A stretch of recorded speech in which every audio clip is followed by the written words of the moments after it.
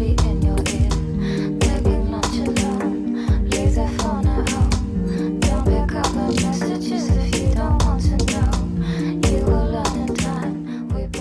Grand Marnier est né en 1880.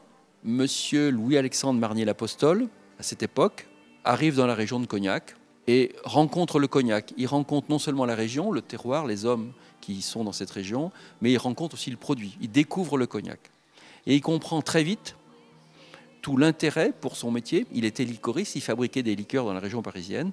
Il comprend très très vite tout l'intérêt qu'il y aurait à marier, à associer, à mélanger le cognac, qui est un produit quand même noble, qui est un produit de haut de gamme, avec l'orange, qui était à l'époque un fruit très réputé.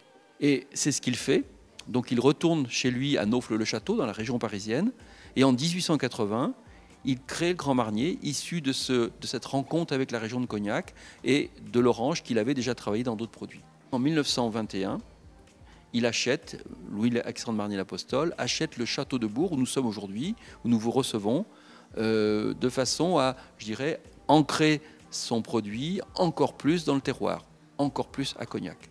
Donc ce château est situé au milieu des vignes, ici même, et c'est un site où nous achetons, où nous vieillissons, où nous assemblons les cognacs pour fabriquer la liqueur Grand Marnier.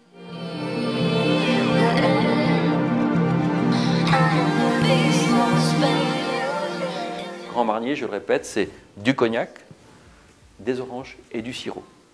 De l'orange, on ne va conserver que la peau d'orange. Tout notre travail, à nous, Grand Marnier, ça va être d'extraire ces parfums qui sont dans l'écorce de l'orange. Pendant la distillation, plus exactement, eh bien, on va obtenir un distillat d'orange qui est un produit liquide, blanc, qui sent exactement comme vous venez de sentir, mais concentré des milliers de fois. Et c'est ce que nous appelons le parfum d'orange. Ce parfum d'orange, avec le cognac et avec le sirop, ce sont les trois ingrédients qui permettent de fabriquer, qui sont les constituants du Grand Marnier. Qu'est-ce qui va différencier ces trois produits ? Ce n'est pas le parfum d'orange. Ici, on a la même quantité, la même qualité de parfum d'orange.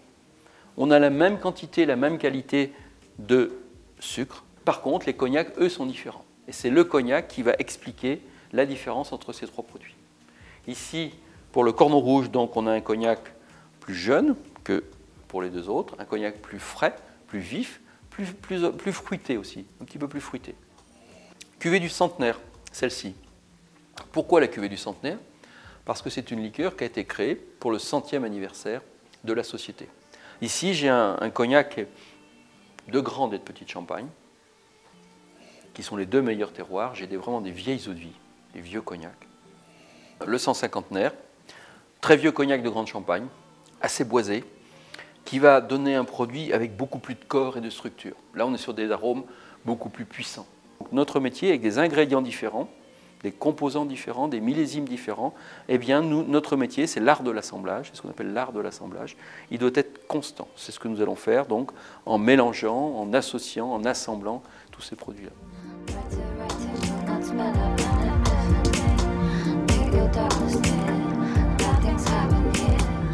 L'élaboration finale, c'est le mélange du cognac, suivant la qualité, du sirop, c'est du sirop de betterave, et du parfum d'orange. Donc ces ingrédients sont mélangés suivant des proportions. Ça, c'est notre recette, c'est notre savoir-faire, c'est notre métier, c'est Grand Marnier. Ensuite, donc, ils sont mélangés, et une fois que le mélange est fait, de façon à ce que le produit se marie. C'est vraiment se marie, que les ingrédients se marient les uns aux autres. On va les laisser vieillir, mûrir, pendant plusieurs mois dans des grands tonneaux en bois de chêne. Dans ces grands tonneaux en bois de chêne, l'élaboration finale va se faire. Et quand ce temps en tonneau de chêne est terminé, à ce moment-là, on va pouvoir passer à l'étape finale, la mise en bouteille. De nouveaux consommateurs découvrent le Grand Marnier, mais avec des usages plus contemporains, plus d'actualité, les cocktails en particulier, ou les long drinks. C'est vrai qu'aujourd'hui, Grand Marnier, parce que nous avons vraiment un vrai potentiel pour cela, une vraie légitimité pour cela, nous essayons de développer des modes de consommation plus contemporains avec des consommateurs qui connaissent Grand Marnier, mais qui le connaissent sous un certain angle.